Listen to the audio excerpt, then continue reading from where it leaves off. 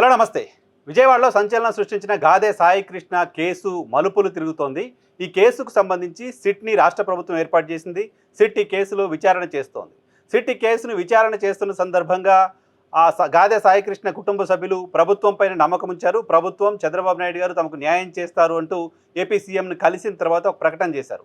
ముఖ్యమంత్రి న్యాయం చేస్తారని నమ్మకం ఉంది. ఆయన సిట్‌ని ఏర్పాటు చేస్తానన్నారు. కాబట్టి ఆ ప్రకారం న్యాయం జరుగుతుందని భావిస్తున్నామంటూ కుటుంబ సభ్యులు చెప్పారు. కుటుంబ సభ్యులకు చంద్రబాబు నాయుడు గారు హామీ ఇచ్చిన మేరకు సిట్‌ని ఏర్పాటు చేశారు. సిట్ విచారణ ప్రారంభించిన తరువాత ఆ కుటుంబ సభ్యులకు సిట్ పైన నమ్మకం లేకుండా పోయింది. వాళ్ళు హైకోర్టును ఆశ్రయించారు. హైకోర్టులో ఉన్న హేబియస్ కార్పస్ పిటిషన్కి అనుబంధంగా ఈ కేసుని సిబిఐకి లేదా స్వతంత్ర న్యాయమూర్తితో విచారణ జరిపించండి అంటూ కోర్టును కోరారు. కోర్టు పర్యవేక్షణలో విచారణ జరగాల్సిన అవసరం ఉంది అంటూ కోరారు. అంతేకాదు రాష్ట్ర పోలీసులపైనే, పోలీస్ అధికారిపైన కేసు ఉన్న నేపథ్యంలో రాష్ట్ర పోలీసులే ఈ కేసును ఇన్వెస్టిగేషన్ చేస్తే సరిగ్గా న్యాయం జరుగుతుందనే నమ్మకం మాకు లేదు అంటూ గాదే సాయికృష్ణ కుటుంబ సభ్యులు హైకోర్టు దృష్టికి తీసుకెళ్లారు. హైకోర్టుకి వాళ్ళు కోరింది, రాష్ట్ర పోలీసులపైన నమ్మకం లేదు, రాష్ట్ర పోలీసులే ఈ కేసులో నిందితులుగా ఉన్నారు కాబట్టి వాళ్ళు సరైన ఇన్వెస్టిగేషన్ చేస్తారని మేము నమ్మలేకపోతున్నామంటూ వాళ్ళు చెప్పారు. ఈరోజు ఉదయం నాగరాజు ఒక లేఖ రిలీజ్ చేశారు. ఈ కృష్ణలంక సిఐగా పనిచేసిన నాగరాజు ప్రస్తుతం సస్పెన్షన్లో ఉన్నారు. సో ఆయన పైన కేసు నమోదైంది. ఆయన అరెస్ట్ అయ్యి జైల్లో ఉన్నారు. ఆయన ఉదయం ఒక లేఖ రిలీజ్ చేశారు. ఈ రోజు నుంచి 8 రోజుల పాటు సిట్ ఆయన్ని కస్టడీలోకి తీసుకోబోతోంది. కస్టడీలోకి తీసుకొని విచారణ చేయబోతోంది. ఈ నేపథ్యంలో ఈరోజు ఉదయం ఆయన ఒక సుదీర్ఘ లేఖ రిలీజ్ చేశారు. ఈ లేఖలో ఆయన కొన్ని సంచలన వ్యాఖ్యలు చేశారు. ఆయన చేసిన వ్యాఖ్యల ప్రకారం ఈ కేసుతో తనకు ఎలాంటి సంబంధం లేదు, అంటే ఆల్మోస్ట్ గాదే సాయికృష్ణ మరణంతోటో ఆయన అదృశ్యంతోటో నాకు ఎలాంటి సంబంధం లేదు అనే విషయాన్ని సిఐ చెప్పే ప్రయత్నం చేశారు. ఈ కేసులో నన్ను బలవంతంగా ఇరికించే ప్రయత్నం చేస్తున్నారు అంటూ నాగరాజు చెప్తున్నారు. బలవంతంగా నా చేత నేరాన్ని ఒప్పించడానికి సంబంధించిన ప్రయత్నం సిట్ అధికారులు చేయబోతున్నారు అని చెప్తున్నారు. ఈ కేసులో ఇప్పటికే ఇన్వెస్టిగేషన్ పూర్తయిన తర్వాత నన్ను మళ్ళీ కస్టడీలోకి తీసుకోవాల్సిన అవసరమే లేదు, అయినప్పటికీ కస్టడీలోకి తీసుకుంటున్నారు అంటూ నాగరాజు వాపోవడం కనిపించింది. ఒక పోలీస్ అధికారిగా పనిచేస్తున్న వ్యక్తి, సిఐగా పనిచేస్తున్న వ్యక్తి, ఆయనే తమ డిపార్ట్మెంట్కే సంబంధించిన ఇన్వెస్టిగేషన్ ఆఫీసర్స్ పట్ల అసహనం వ్యక్తం చేస్తున్నారు. అటువంటి ఇన్వెస్టిగేషన్ ఆఫీసర్లు తనకు న్యాయం చేస్తారనే నమ్మకం లేదు అని చెప్తున్నారు. పోలీస్ డిపార్ట్మెంట్కే సంబంధించిన ఒక వ్యక్తి, ఈ పోలీసులు నాకు న్యాయం చేస్తారనే నమ్మకం లేదు, పైగా నాకు అన్యాయం చేసే ప్రయత్నం చేస్తున్నారు, నన్ను అక్రమంగా కేసులో ఇరికించే ప్రయత్నం చేస్తున్నారు, బలవంతంగా నా చేత నేరం ఒప్పించే ప్రయత్నం చేస్తున్నారు అంటూ ఆరోపణలు చేశారు. ఇది ప్రభుత్వానికి ఒక మచ్చ. రాష్ట్ర పోలీస్ యంత్రాంగం పైన ఇప్పటివరకు ప్రతిపక్షాలు, బాధితులు ఎవరైనా విమర్శలు చేసి ఉండొచ్చు, కానీ సొంత డిపార్ట్మెంట్కి సంబంధించిన వ్యక్తే అదే డిపార్ట్మెంట్ పైన నమ్మకం లేదు, ఆ డిపార్ట్మెంట్ కక్షపూరితంగానో లేకపోతే మనసులో ఇంకేదో పెట్టుకుని ఈ కేసులో నన్ను ఇరికించే ప్రయత్నం చేస్తున్నారు అంటూ ఓపెన్గా ఆయన ఒక లేఖని బయటకు విడుదల చేశారు. కోర్టు కూడా లేఖని పంపించారు.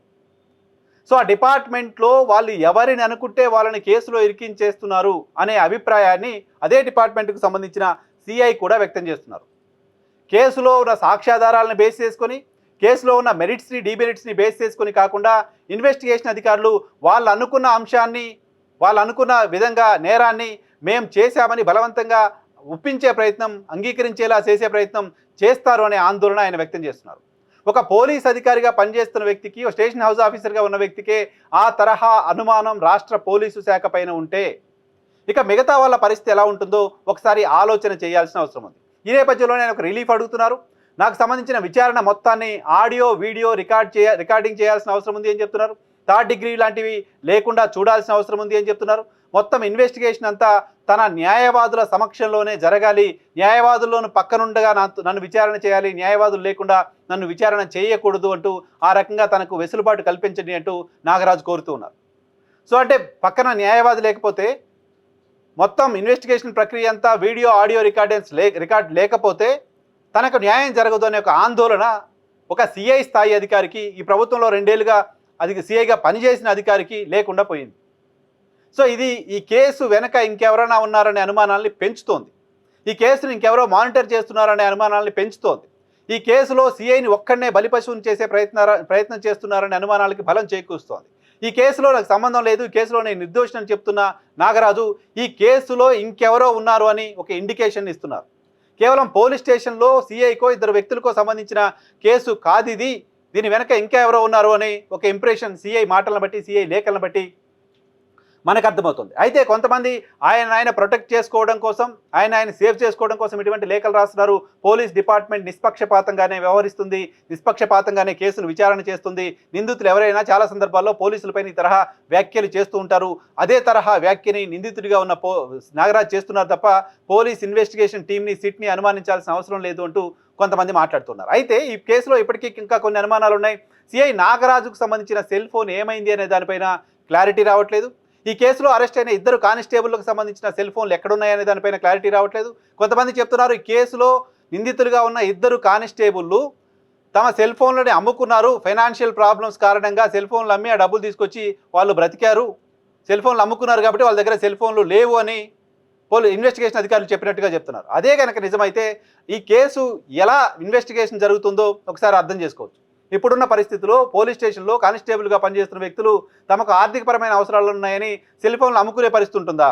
కేసులో ఉన్న 2 కానిస్టేబుల్లు ఆర్థికపరమైన ఇబ్బందులు ఉన్నాయని సెల్ ఫోన్లు అమ్ముకునే పరిస్థితి ఉంటుందా? సిఐ నాగరాజుకు సంబంధించిన సెల్ ఫోన్లోంచి డేటా ఏమైపోయింది? 18 నెలలుగా పోలీస్ స్టేషన్కి సంబంధించిన డేటా లేకుండా పోయింది అని చెప్తున్నారు. 18 నెలలుగా సిఐ పోలీస్ స్టేషన్కి సంబంధించిన డేటా లేకుండా పోతే హెడ్ క్వార్టర్లో దీనికి సంబంధించిన డేటా ఏమైంది? ఇక డేటా పోయింది అని చెప్తున్న సందర్భంలో మిగతా డేటాను ఎందుకు రికవరీ చేసే ప్రయత్నం చేయట్లేదు? 18 నెలల నుంచి ఉన్న డేటాని తీసేసింది ఎవరు? ఎందుకు తీసేశారు? వీటన్నిటిపైన కూడా ప్రాపర్గా ఇన్వెస్టిగేషన్ జరుగుతుందా లేదా అనే నమ్మకం లేకుండా పోయింది. ఇవన్నీ లేవు అనేది సిట్ అధికారులే చెప్తున్నారు. ఎందుకు లేవు అనే దానిపైన విచారణ చేయకుండా వదిలేస్తే మాత్రం రకరకాల అనుమానాలు ఇంకా పెరగడానికి సంబంధించిన అవకాశం ఉంటుంది. మొత్తం ఎంటైర్ ఎపిసోడ్లో బాధితుడిగా కుటుంబ సభ్యుడిని పోగొట్టుకున్న గాదె సాయికృష్ణ తల్లికి ముఖ్యమంత్రిని కలిసి వచ్చిన తరువాత కూడా పోలీసులపై నమ్మకం లేకుండా పోయింది. ఈ కేసులో నిందితుడిగా ఉన్న అరెస్ట్ అయిన అదే పోలీస్ స్టేషన్కి సంబంధించిన పోలీస్ డిపార్ట్మెంట్లో సుదీర్ఘకాలంగా పనిచేస్తున్న ఒక సిఐకి, ఒక సర్కిల్ ఇన్స్పెక్టర్కి కూడా పోలీస్ వ్యవస్థ పైన, పోలీస్ డిపార్ట్మెంట్ పైన, ప్రభుత్వం పైన నమ్మకం లేకుండా పోయింది. అటు సాయికృష్ణ తల్లి కావచ్చు, ఇటు నాగరాజు కావచ్చు, నాకు న్యాయం చేయండి అంటూ కోర్టులను వేడుకునే పరిస్థితి వచ్చింది అంటే ప్రభుత్వం ఇన్వెస్టిగేషన్ ఏ రకంగా వెళ్తోంది, ప్రభుత్వం రాష్ట్రంలో శాంతి భద్రతలను ఏ రకంగా మెయింటైన్ చేస్తుంది ఒకసారి ఆలోచన చేసుకోవాల్సిన అవసరం ఉంది.